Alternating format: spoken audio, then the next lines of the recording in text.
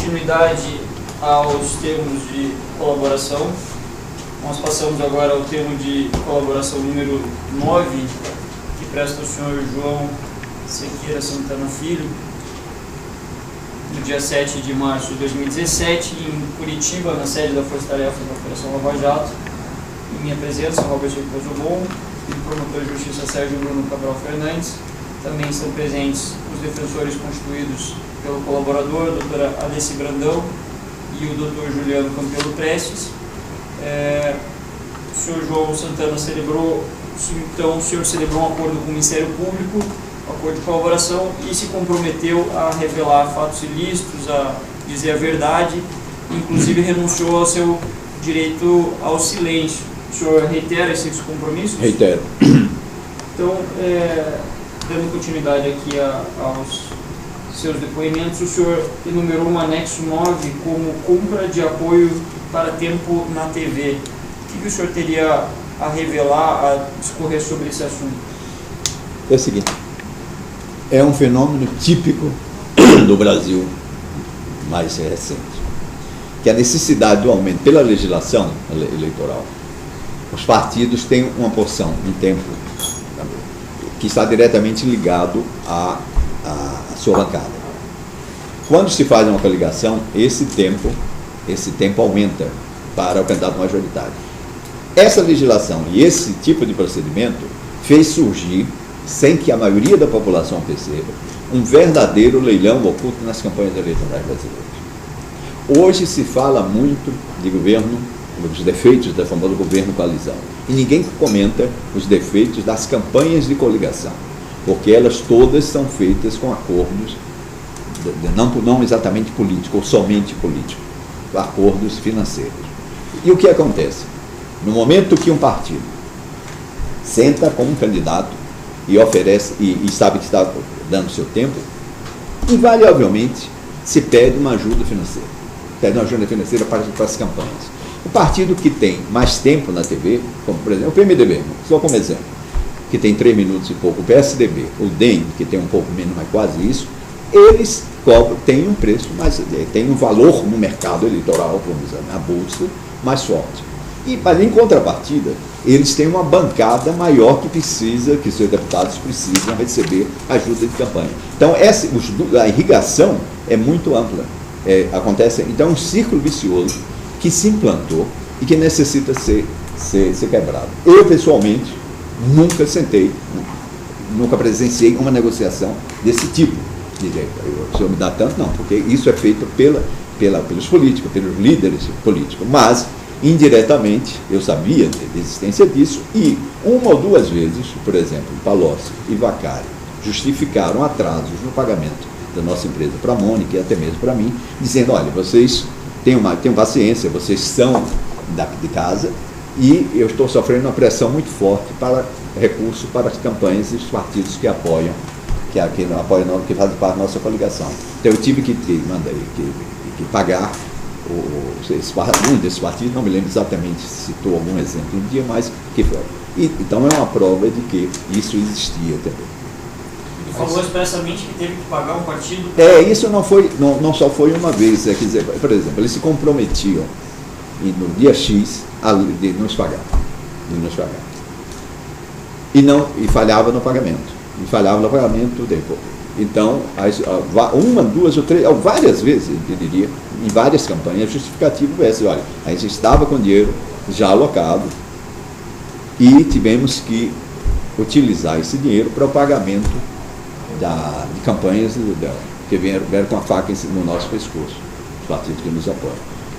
Então, mas não sei o valor, não sei exatamente, porque eu estaria mentindo se dissesse, mas obviamente essa circunstância do leilão existia e esse pagamento regular em todas as campanhas acontece. O senhor cita diversas vezes em que foi relatado essa necessidade de pagamento, então, por obtenção de tempo na TV. O senhor conseguiria lembrar quais campanhas isso ocorreu? Praticamente as presidenciais todas. E também as campanhas municipais, porque isso, mantida a proporção, é questão de escala. Acontece o mesmo fenômeno. Mas as presidenciais, que são maiores, eu acompanhei, e a necessidade premente de ter mais tempo, ou não só por ter mais tempo por tê-lo, mas também para evitar que o oponente ganhe. E o senhor nessa equação, o senhor demandava esse tempo? Sim, demandava. O senhor fazia esse estudo da necessidade. Por exemplo, uma candidata com baixíssimo nível de conhecimento, como era a presidente Dilma, obviamente precisa de mais tempo. Mas, independente da circunstância específica de um candidato, com a experiência, eu adquiri uma média na minha cabeça, que eu dizia para os candidatos, nunca menos de 8 minutos e nunca mais de 10. Porque 10 é over e menos de 8 você não tem tempo para fazer uma campanha. Então, uma campanha, quanto menor índice de conhecimento tem um candidato, precisa ser apresentado e precisa que a população o conheça e seja seduzido por suas propostas, necessita de mais tempo. Vem daí as grandes coligações. E, obviamente, quem tem o poder político e o poder econômico agora, tem mais possibilidades. Só um esclarecimento, não entendi a explicação do senhor, só uma coisa para ficar clara. Na realidade, o senhor citou essa hipótese quando eles atrasaram o pagamento do senhor, justificando que tinha que pagar as coligações.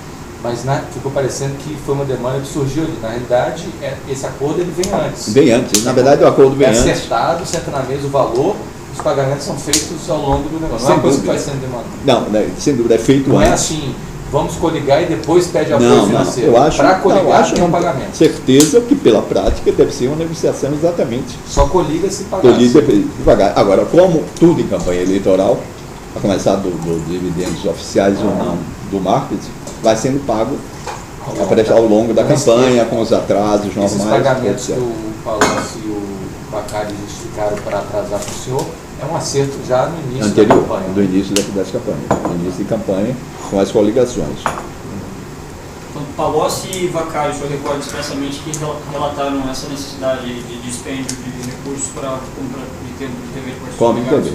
Há também um diálogo, um comentário indireto sobre isso. O presidente Lula, que eu me recordo, na campanha, na primeira campanha da presidenta Dilma, e isso numa reunião no Palácio Alvorada, à noite onde estava o comando de campanha, onde ele estava profundamente exasperado, dizendo que não iria coligar, que se dependesse dele, ele não iria coligar com o PMDB. Porque o PMDB está fazendo exigências absurdas. Falou exigências absurdas. Não passou por isso? Exigências absurdas. Na forma de interpretação, poderia ser tanto exigências políticas, de loteamento futuro, como poderia ser exigências de apoio financeiras de campanha, como tudo isso junto. Mas ele estava profundamente desesperado, profundamente irritado. E nesse momento, inclusive, ainda estava a se discutir quem era a substituição do vice. Que o vice ainda se cogitou a possibilidade do Zé Alencar, do falecido vice-presidente Zé Alencar, ser candidato mais uma vez como vice do IW. Mas o presidente Lula, desde o início, já tinha decidido que teria ser alguém no PMDB. Ou Nelson Jobim. Já conseguiu o tempo. Já conseguiu o tempo. Mas, ou Nelson Jobim, ou a imposição quase do partido foi pelo Michel Temer. A opção do Lula era Nelson Jobim, que seria o candidato ideal. Cogitou-se também, mas aí eu fico em dúvida, se já foi na segunda campanha, a possibilidade de ser o Meirelles, caso não, o Henrique Meirelles, caso não coligasse com o PMDB. Mas isso não fica claro. Mas nesse dia eu me lembro que era uma noite, um jantar do comando duro da campanha, onde ele dizia, não, ele está ficando impossível aceitar as exigências do PMDB. Mas isso preocupou, claro, a candidata, porque iria perder um tempo grande. Ela depois consultou na mesma hora, perguntou se realmente se havia uma perda com o PMDB. Se havia, eu disse, obviamente que haverá. Porque não só haverá, porque nós vamos perder 13 minutos de fração, como pode ir para o Serra, pode ir para o candidato opositor. E iria fatalmente. Pode ser o segundo turno. Tá, aí foi bom, eu agradeço o senhor referir-se ao segundo turno, porque no segundo turno acaba essa vaga. Por quê? Porque por lei o tempo é igual. O tempo é igual por dois. Não, o peso de e aí, inclusive, é interessante entrar nisso, porque o peso dos partidos de barganha financeira, política, como seja, é no primeiro turno. Porque depois o tempo TV é igual. Entendi. E nessa coligação, o senhor está citando grandes partidos, mas os partidos amigos também entram nessa negociação. Entram com a mesma voracidade, só que na proporção deles, e partidos de todos os matizes, de esquerda, de direita, de centro-esquerda, centro-direita. Esse leilão existe tudo. E muita gente perde e vai para o outro lado. Isso aí não tem dúvida. O senhor não recorda algum partido ou algum representante político de algum dos partidos que tenha sido mencionado numa dessas reuniões? Não, salvo esse dia que houve uma menção direta do PMDB, eu não vi comentários sobre fulano de tal partido. Mas eu digo ao senhor que é generalizado. Então, todos os 10, 8, 9 partidos de coligação, de qualquer campanha, seja da presidente Dilma, seja do Serra, todos passaram por esse crivo. Todos passaram. O senhor tem ideia de quanto custa um minuto? Não tenho ideia, mas soube agora, recentemente, inclusive, há poucos dias, os números que começaram a ser divulgados de como supostas pela imprensa, com base em colaborações. Mas não... E além de tempo na TV, o que era considerado para as coligações? Eu imagino que, como sempre foi, mais na época tradicional, antes dessa legislação, que era o cargo, que a negociação, o famoso loteamento do cargo.